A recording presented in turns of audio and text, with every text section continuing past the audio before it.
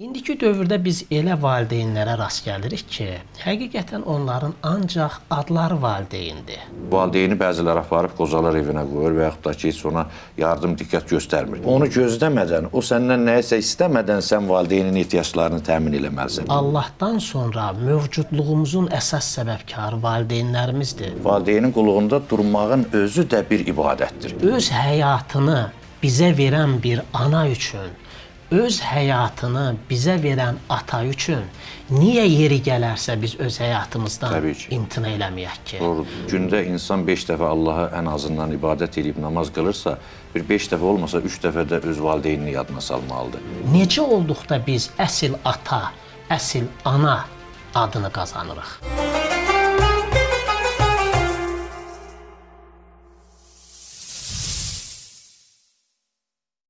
Salam hörmətli tamaşaçılar, İman verilişinin növbəti buraxılışı efirdədir.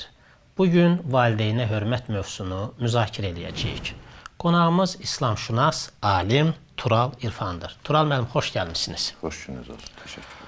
Tural müəllim, İslam dini bəşəriyyəti tənzimləmək üçün uca yaradan tərəfindən göndərilmişdir. İslam istəyir ki, insan özünü yetişdirdiyi kimi başqalarını da yetişdirsin. Bu baxımdan ailənin əhəmiyyəti ön plana çıxır. Əlbəttə ki, ailədə əsas fiqurlar valideynlərdir. İslamda valideynə münasibət nədən ibarətdir? Quranın ayələrində, bizim Peyğəmbərimizin hədislərində bu məsələyə hansı münasibət bildirilmişdir? Təşəkkür edirəm sualınıza görə. Çox həqiqətən önəmli bir mövzudur. Valideyn-övlad münasibətləri İslam dinində. Təbii ki, İslam dininin qeyd etdiyiniz kimi əsas məramı, məqsədi birinci kamil insan yetişdirməkdir. Kamil insan da şübhəsiz ki, cəmiyyətə öz faydası ilə, fərdi funksiyası ilə əlaqədar, eyni zamanda onunla paralel cəmiyyətə də böyük töhfələr vermək məqsədi daşıyır.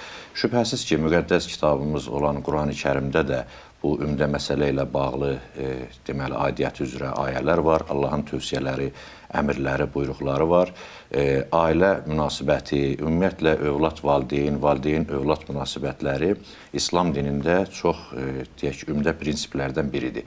Mən o cümlədən burada Qurani-Kərimdən bir neçə ayələri qeyd etmək istərdim. Əlbəttə. Əl-İsra surəsinin 23-24-cü ayəsində məsələn valideynə qarşı davranışın çərçivəsi göstərilir.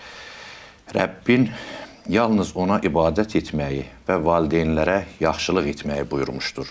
Əgər onların biri və ya hər ikisi sənin yanında qocalığın ən yetkin çağına çatarsa, onlara uf belə demə. Onların üstünə qışqırma və onlara xoş söz söylə. Onların üzərinə rəhmət qanatlarını gərib təvazökarlıqla, ey Rəbbim, onlar məni körpəliyimdən tərbiyə edib bəslədikləri kimi sən də onlara rəhm et, söylə. Bu, Allahın bəndələrinə, insanlara tövsiyəsidir, valideynlərə qarşı olan münasibətinin çərçivəsidir. Eyni zamanda ananın, valideynin ümumiyyətlə, xüsusilə də ananın çəkdiyi əziyyətlər, o övladı dünyaya gətirməsi, onu bətnində qoruyub saxlaması və sonra onu böyütməsi, süd verməsi, tərbiyə verməsi, hətta bu məsələlər detallı şəkildə Qurani-Kərimdə izah olunur ki, müəyyən mənada insanların o hisslərini bir qədər, necə deyərlər, qabarsın. O cümlədən, məsələn, Allahla bərabər tutaq ki, təbii ki, burada Allaha şərik qoşmaq mənasında yox, hətta Qurani-Kərimdə şükr etmək ifadəsi işlənibdir ki, yəni Allaha şükr edilir, bir də valideyninizə şükr edin. Valideynə yaxşılıq etmək ön plana çəkilir. Yəni, o əmrlər, tövsiyələr qəbilindən ki, sıralanır, filan şey, deyək ki, icra olunmalıdır, filan ibadət yerinə yetirilməlidir. Məhz həmin kateqoriyada valideynə hörmət və yaxşılıq maraqlıdır ki, ön plana çəkilir. Yəni, Allaha ibadətdən sonraki mərhələdə qeyd olunur. Sizin də həqiqət, o birinci İsra surəsində qeyd etdiyiniz kimi, Allaha ibadətdən sonra valideynə itayətin göstərilməsi bir daha ona dəlalət edir ki, dində ibadət nə qədər əhəmiyyətlidirsə, valideynə hörmət göstərmək, valideynə itayət göstərmək, valideyni valideyn kimi qəbul etmək əlbəttə bu qədər əhəmiyyətlidir. Vüsal müəllim, üzr istəyirəm, sözünü kəsirəm. Qeyd etdiyiniz məsələ hətta ibadətlər kateqoriyasına daxil olubdur. Bəli. Yəni mən də öndə qeyd edəcəyim bir çox hədislər var ki, orada da qeyd olunur, hətta valideynin üzünə baxmağın özü, təvazökarlıqla, mərhəmətlə valideynə baxmağın özü belə ibadətdir. Bəli. Və düşünürəm ki, valideynlərin çəkdiyi zəhmətin bizə verdikləri tərbiyənin nəticəsidir ki, yaxud bizi dünyaya Allahdan sonra, bizim dünyada Allahdan sonra varlığımızın səbəbkarları olduqları üçündür ki, Qurani Kərimdə onlara bu qədər böyük əhəmiyyət verilmişdir. Şübhəsiz. Valideyn adi persona, adi şəxs deyildir ki, Təbii. o bu qədər ehtirama layiq görülsün. Tural müəllim, əlbəttə ki, biz valideynlərimizə itayət etməliyik. Təbii ki, təbii ki. Valideynlər bizim üçün əhəmiyyətlidirlər. Valideyn-övlad münasibətləri tarixən müqəddəs münasibətlər olub və o münasibətlər qorunub saxlanılmalıdır. Bəli. Və əlbəttə müsəlmana həm də Allaha itayət etmək əmr olunur. Əgər bir valideyn öz övladını dinə yaxud əxlaqa zid bir əməl etməyə vadar edərsə, bu vaxt biz belə situasiyalarda öz valideynlərimizə hansı münasibəti bəsləməliyik? Aydındır.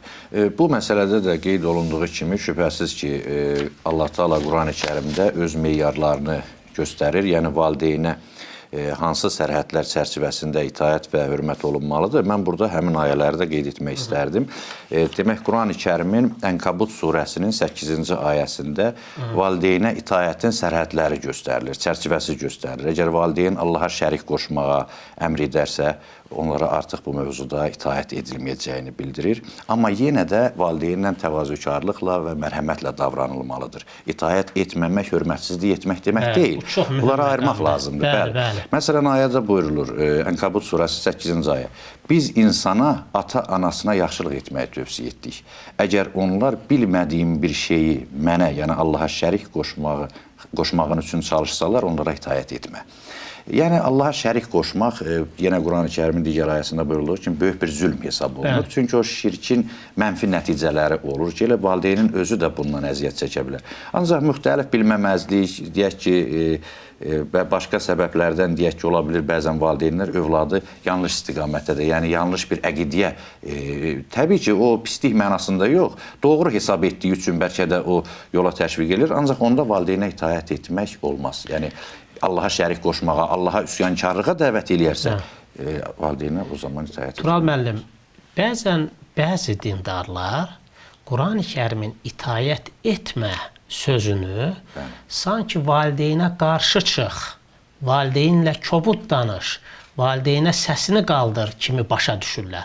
Halbuki Quran deyir ki, əgər ata-anan sənə pisi yaxud haramı əmr eləyərsə, sadəcə deyən, anam, mən bunu etmirəm. Bəli. Axı, başqa ayələrdə də Allah deyir ki, onlara uf belə demə. Şübhəsiz ki. Deməli, fikrimcə, valideyn nə qədər yaxşı olmayanı uşağına əmr eləsə də, heç bir halda uşağın valideyninə səsini qaldırması olmaz. Təbii ki, doğrudur. Övladın öz valideyninə zoraki formada, kobud formada etiraz eləməsi yol verilməzdir. Sadəcə anam, atam, mən bunu etməyəcəyəm deməsi kifayətdir. Çünki İslam ədəbərkan dinidir. İslam bizimlə valideynlərimizə qarşı ədəblə davranmağı əmr eləyən bir dindir. Mən hədisdə oxumuşam, deyir ki, Peyğəmbər deyir ki, istəyirsinizmi mən sizə 3 ən böyük günahı deyim? 3 ən böyük günahı deyim. Bunu 3 dəfə təkrarlayır.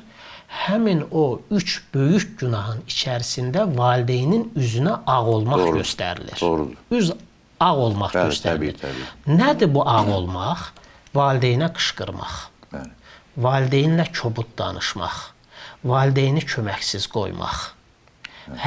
Heç bir halda biz valideynin üzünə ağ olarkən əsaslandıra bilmərik ki, valideyn mənə dedi ki, məsələn, filan şey et. Sadəcə gözəl formada əziz anam, əziz atam, mən bunu edə bilmərəm. Nəzakətlə, mehribanlıqla bunu etmək lazımdır. Belə bir sual var, Tural müəllim. Bəzən deyirlər ki, biz valideynlərimizə, xüsusən anamıza həddən artıq çox xidmət göstərdiyimizdə, onun qarşısında son dərəcə fədakar olduğumuzda, arzularımızdan keçdiyimizdə, öz həyatımızdakı planlarımızı valideynlərimizə görə bir qırağa qoyduğumuzda, sanki özümüzü unutmuş oluruq, öz hüquqlarımızı tapdalamış oluruq. Valideynlərin hüquqları ilə fərdin hüquqlarının kəsişməsi hardadır? Harda valideynin hüququ başlanır, harda valideynin hüququ qurtarır? Yoxsa burada valideynlərə müstəsna imtiyaz mı tanınıb? Doğrudur. Yəni, İslam dinində bilirsiniz ki, bütün bu kimi məsələlərin öncə Quran-ı Kərimdə və sonra da Həzrət Peyğəmbərin hədislərində tənzimlənməsini biz görürük. Bu da sosial həyatın bir tərkib hissəsidir. Şübhəsiz ki, İslamda insanların hüquqları necə deyirlər, tapdalanmır və məhdudlaşdırılmır və bir-birinə münasibət zamanı da bunlar hamısı nəzərə alınır. Bir müsəlmanın həyat yoldaşına qarşı və yaxud da ki, ata-anasına, valideyninə, digər cəmiyyət üzvlərinə qarşı o mükəlləf olduğu vəziyyətdə deməli, hüquqları məhdudlaşdırılmır. Şübhəsiz ki, bu tarazlıq şəraitində olmalıdır. Burada tək maddi məsələlərdən söhbət getmir ki, təbii ki, valideynə bu sarıdan da yardım, kömək, dəstək etmək lazımdır və bu da önəmlidir. Mənəvi dəstəkdən, dayaqdan söhbət gedir və eyni zamanda bu da bir çərçivədə olmalıdır. Bu elə bir vəziyyətdə olmalıdır ki, nə valideynlər sanki övladın hüquqlarını məhdudlaşdırmış olmasın, nə də övladlar valideynə nankor çıxmış olmasın. Bu tarazlıq şəraitində olmalıdır. Şübhəsiz ki, burada dinimizin də mənəvi yöndən göstərişləri, tövsiyələri var. Eyni zamanda ümumbəşəri dəyərlər var ki, bu demək olar ki, bir çox dinlərdə də bir ortaq müştərək dəyər şəklində artıq gəlibdir meydana və həmçinin bir ümumi insani dəyərlər var ki, bu belə deyək, bir yazılmamış qanunlarda var. İnsan valideyn münasibəti, valideyn bu tək insanlarda deyil, bu ümumiyyətlə əksər canlılarda da var ki, valideyn, övlad, valideyn deyəndə ana, bala, uşaq arasında yəni münasibətlər. Hər halda mən düşünürəm ki, burada deyək ki, müəyyən nöqsanlar ola bilər ki, bəzən o cür düşünəndən də olur ki, valideynin hansısa məqamda tələbləri çox olur və yaxud da deyək ki, valideyni bəzilər aparıb qozalar evinə qoyur və yaxud da ki, heç ona yardım, diqqət göstərmir. Yəni, bu şəkildə də kobudcasına olmamalıdır. İndi ola bilər müəyyən imkansızlıq ucbatından, müəyyən deyək ki, işlə bağlı, çətinliklərlə bağlı, övlad hansısa məqamda valideynin daha çox tələbləri qarşısında aciz qalsın. Yəni, bunu da deyək ki, bir qəbahət kimi, bir günah kimi dəyərləndirmək lazım deyil. Yəni, nadir hallarda belə balansın pozulması mən düşünürəm ola bilər, amma əksər vaxtlarda şübhəsiz ki, dinin hökmlərini, Quran buyruqlarını, Peyğəmbər tövsiyələrini nəzərə aldıqda mən düşünürəm ki, elə hallar baş verməz. Tural müəllim, tamamilə doğrudur. Fikrimcə, söhbət valideynin qayğısına qalmaqdan, Bəli. onu himayə etməkdən, onu, məsələn, axıldır, yaşlıdır, ona baxmaqdan gedirsə, bəli, biz övladlar yeri gələrsə, şəxsi rahatlığımızdan imtina etməyi bacarmalıyıq. Təbii ki. Müəyyən hüquqlarımızdan imtina etməyi bacarmalıyıq. Çünki Allahdan sonra mövcudluğumuzun əsas səbəbkarı valideynlərimizdir. Onlar cavanlıqlarının ən yaxşı illərini bizi böyütməyə həsr ediblər. Bizə tərbiyə ediblər. Analarımız bizi bətinlərində 8 ay daşıyaraq nə əzab əziyyətə tuş gəliblər. Sonra bizi yatızdırmaq üçün, bizi böyütmək üçün gecələrini, gündüzlərinə qatıblar. Əlbəttə, öz həyatını bizə verən bir ana üçün, öz həyatını bizə verən ata üçün niyə yeri gələrsə biz öz həyatımızdan imtina eləməyək ki? Doğrudur. Həyat qarşılıqlı fədakarlıqdan ibarətdir. Bəli, siz doğru dediniz. Bəzən elə olur ki, valideynə baxmaqdan söhbət getmir. Valideyn sağlamdır. Onun bəzən özünə məxsus tələbləri ola bilir. Özünə məxsus dünya görüşü ola bilir. Bu, övladının inkişafına, xoşbəxt olmağına maneə yarada bilir. Əlbəttə, belə olduqda övlad nəzakətlə, mehribanlıqla ata-anasına o davranışlarının doğru olmadığını da gözəl şəkildə izah eləməlidir. Əlbəttə ki, Tural müəllim, indi elə bir dövrdə yaşayırıq ki, yeni nəsillər meydana çıxıb. Bioloji olaraq eyni insanlarıq, amma düşüncə olaraq fərqliyik. Üstəlik bu cür fərqli düşüncəyə sahib şəxslər eyni ailədə olur. Məsələn, valideynlərlə övladlar arasında nəsil fərqi, həyat tərzi, dünya görüşü sarıdan ciddi fikir ayrılıqları yarana bilir. Əlbəttə ki, bax, belə bir ailələrdə ailə daxili sabitliyin, övlad-valideyn münasibətlərinin qorunması üçün İslam hansı tövsiyələri bizə təqdim edir? Aydındır. Demək ki, o bayaqki məsələyə bir qədər də münasibət bildirmək istərdim ki, əqidə fərqliliyi, yəni tutaq ki, etiqadla itaət, necə deyirlər, fərqli məsələlərdir. Tutaq ki, Quran-ı Kərimdə Həzrət İbrahim Peyğəmbərin atasının fərqli bir əqidədə olduğundan bəhs olunur. Ancaq İbrahimin Peyğəmbərin bütpərəstliyin əleyhinə olduğu göstərilir və əqidə fərqləri burada nəzərə çarpır. Ancaq bununla paralel olaraq İbrahim Peyğəmbərin öz atasına necə mərhəmətlə və nəzakətlə davrandığını, müraciəti ey atacığım deyir. Ey atacığım deyərək ona müraciət etdik. Bax, bunun özü bir nümunədir. Sonra Həzrət Peyğəmbər İslamı gətirəndə məlumdur ki, həmin dövrdə yaşayan səhabələrin böyük əksəriyyəti, demək olar ki, çoxunun valideynləri təbii ki, o dövrün xarakterik olaraq ənənəvi dininə, bütpərəstliyə sitayiş edirdi. Yəni, əqidə fərqləri var. Hətta bir çoxları dindən dönmədilər də. Ancaq bir dənə də olsun İslam tarixində fakt yoxdur ki, Həzrət Peyğəmbərin səhabələrindən kimsə müşrik olan və yaxud da ki, müsəlman olmayan valideyninə qarşı filan hörmətsizlik etdi, valideyni apardı, bir kənara tulladı, ya neynədi. Yəni, belə bir nümunə, belə bir fakt yoxdur. Ona görə ki, İslam dininin tövsiyəsi, əmri bu istiqamətdədir.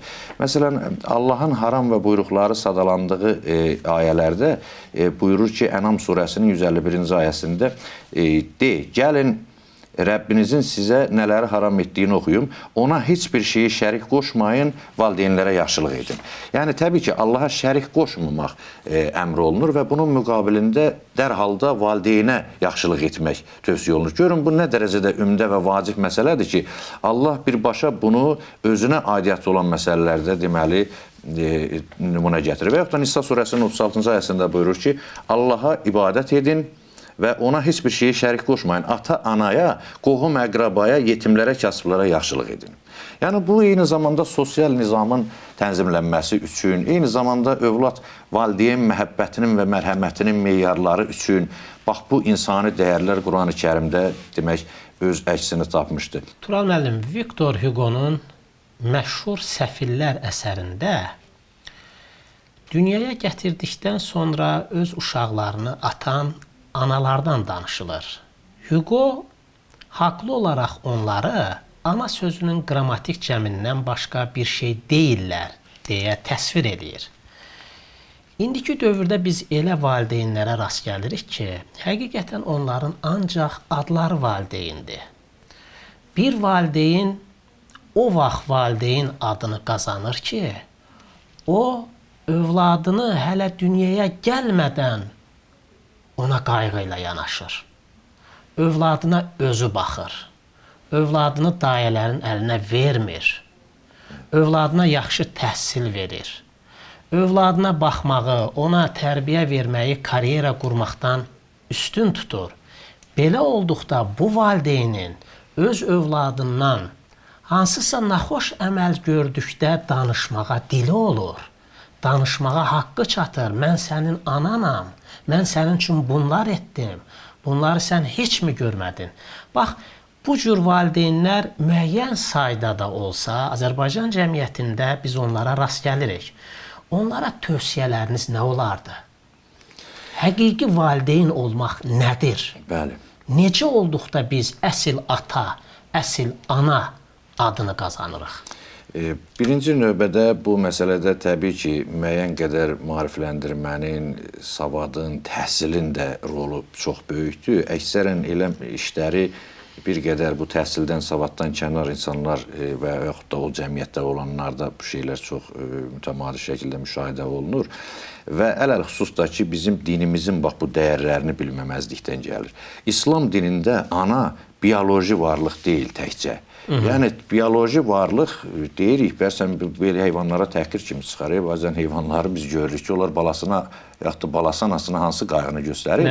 Yəni, insan üçün bu bir növ xəcalətdir ki, yəni, bioloji bir varlıq kimi öz anasına, bir maşın kimi, istehsal edən bir maşın kimi baxsın buna, bu qəbahət bir məsələdir. Yəni, bu tək bir fiziki anlamda ət-qandan ibarət deyil ki, insan övladı və yaxud da onun, necə deyərlər, anası, valideyni.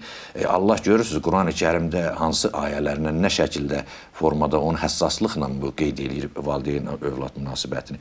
Ona görə birinci növbədə bizim o valideynlərimiz, o atalarımız, o analarımız övladlarını o şəkildə etməməlidirlər. Bu, bəzən düzdür, müşahidə olunur, dünyaya uşaq gətirib ona aparıb zibilli yatan da var, yetimlər evinə qoyanlar da var və s.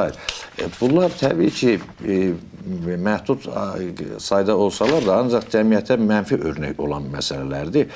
Bu cür insanlara tövsiyə edərdim ki, ancaq öncə Allahın dininə, bu məsələlərə, bu dəyərlərə bir diqqət göstərsinlər, Quran-ı Kərimə baxsınlar və necə deyərlər, ümumiyyətlə kainatın özü də bir kitabdır ki, Həzrət Peyğəmbərə Allah Quranda buyurur, oxu.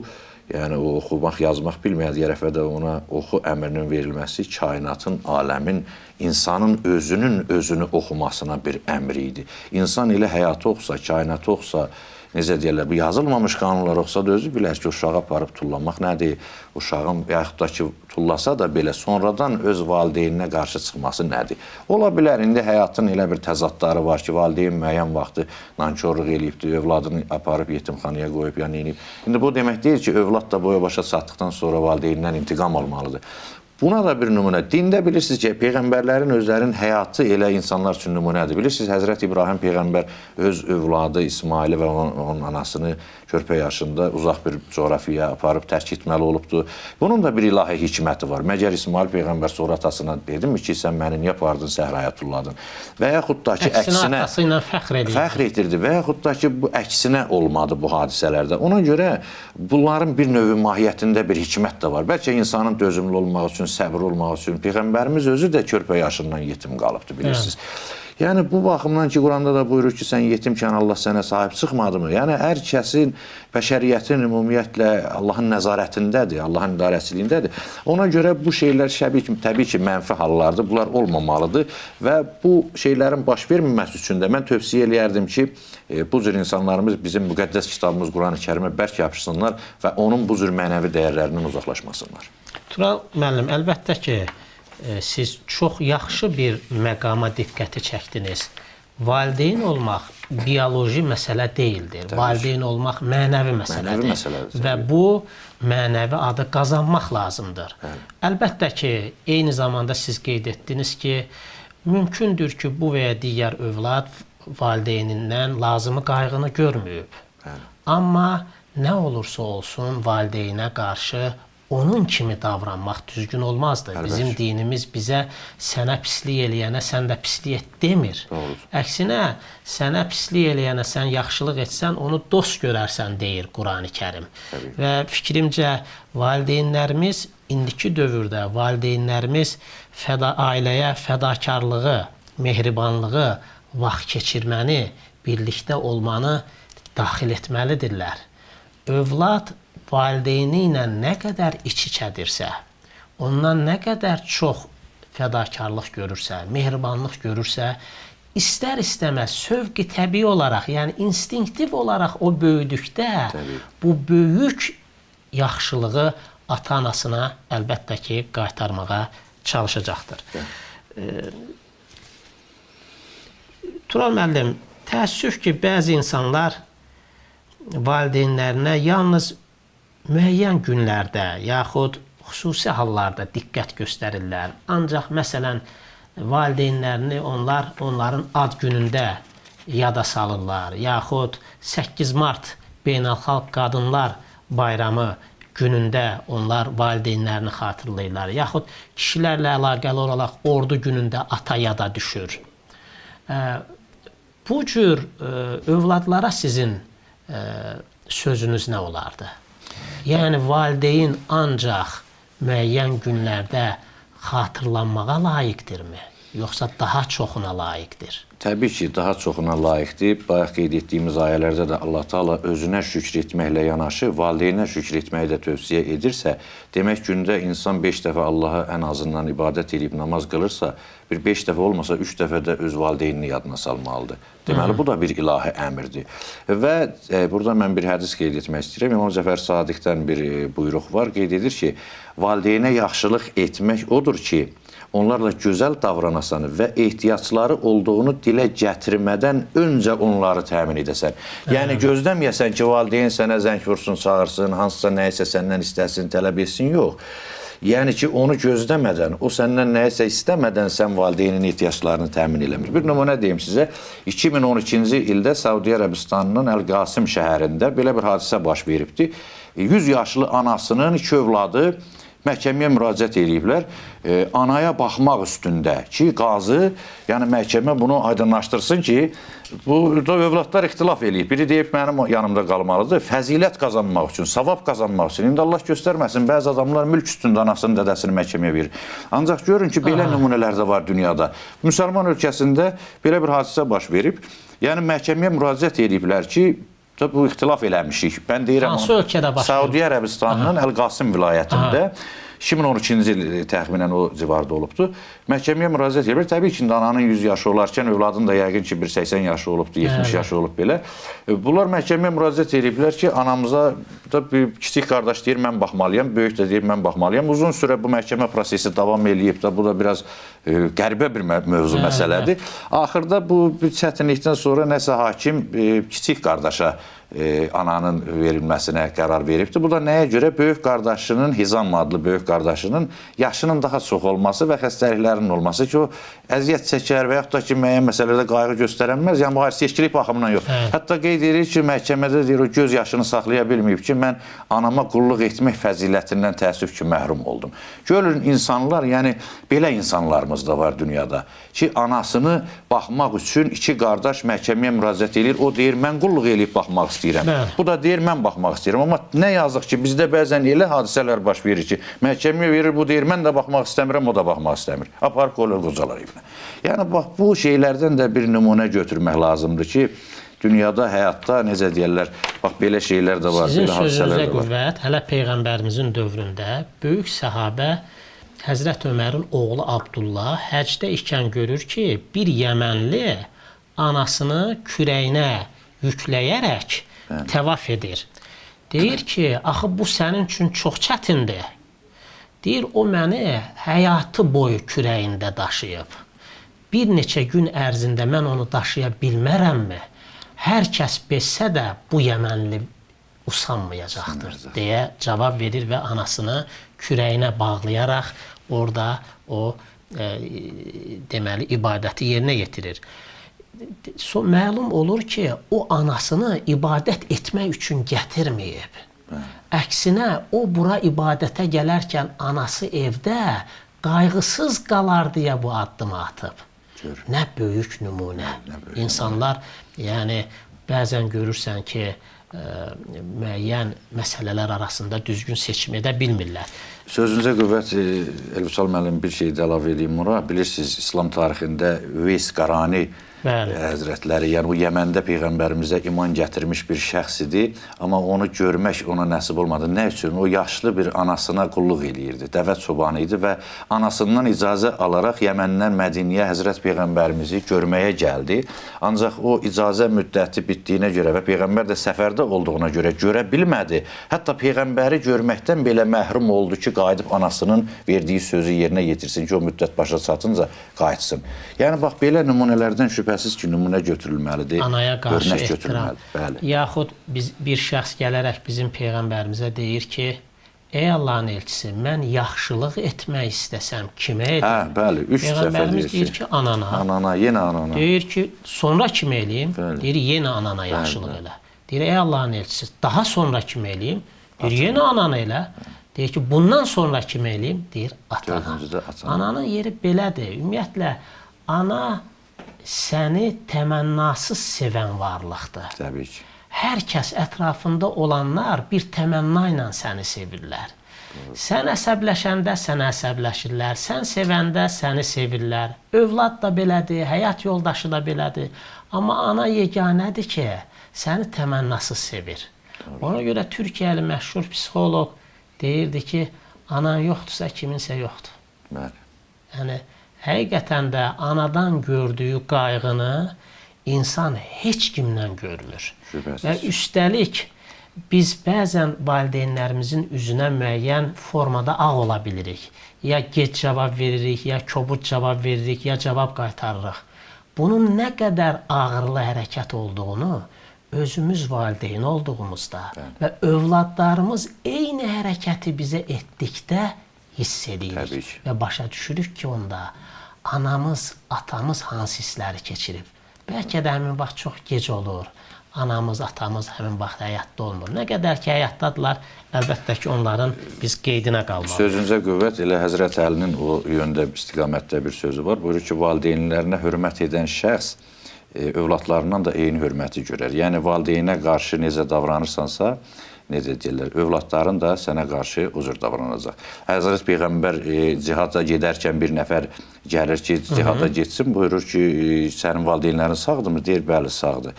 Yaşlı valideynlərin var, deyir, get sən onlara xidmət edə, elə sənin onlara xidmət etməyin özü bir cihaddır. Və yaxud Həzrət Peyğəmbər bir gün gördülər, çox həyəcanlı halda burnu yerlə sürünsün, burnu yerlə sürünsün, burnu yerlə sürünsün dedi. Sual etdilər, ya Rasulallah, kimin barəsində deyirsən bunu? Deyir, valideyninə qayğı göstərməyib, hörmətsizlik edərək cənnəti əldən verən kişi üçün deyirəm. Təsəvvür eləyin, yəni deməli, valideynə qayğı göstərmək, valideynin qulluğunda durmağın özü də bir ibadətdir. Bəzən bir cür sıralayırlar, sanki ibadətlər ancaq namaz qılmaq, ayin xarakterli olan işlərdir. Məslində belə deyil. İbadət tək namaz, oruc, zəkat deyil. Şübhəsiz ki, bunlar da vacib ibadətlərdir. Ancaq bax, bu kimi sosial məsələlər, valideyn, övlad münasibətləri, cəmiyyətdə olan digər aktual mövzularla bağlı müminin, dindar insanın, ümumiyyətlə imanlı şəxsin davranışları və hərəkətləri də əksəriyyəti ibadət qəbilindəndir.